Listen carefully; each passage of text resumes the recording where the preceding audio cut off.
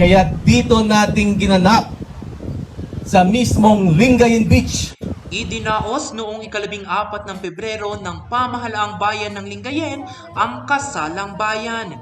Pero imbis na sa simbahan, sa Lingayen Beach nagpalitan ng aydu ang 61 magkasintahan. First time po na nagaganap ang kasalan dito sa ating napakagandang Lingayen Beach na pinagmamalaki po hindi lang sa buong Pilipinas kundi sa buong mundo.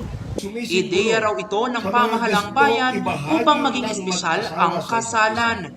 Nagsilbing solemnizing officer si Lingayen Mayor Leopoldo Batawil. Ang cake na ito, pag hinati mo, sabi ni Mayor Paul, no?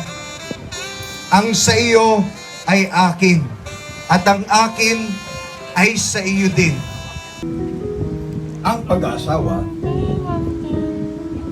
ay isang pangako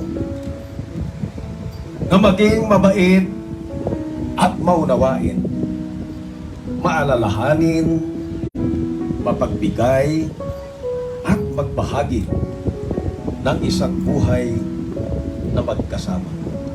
Sagot din ng pamahalaang bayan ang wine, wedding cake, picture frame at mug bilang souvenir ng mga kinasal. Ito na ang ika-4 na kasalang inorganisa ng pamahalaang bayan ng Lingayen at kauna-unahang beach mass wedding sa bayan. Makikita ninyo talagang fruit of their toil, of their love of Lingayen. Jose Robert Inventor para sa Luzon Headlines.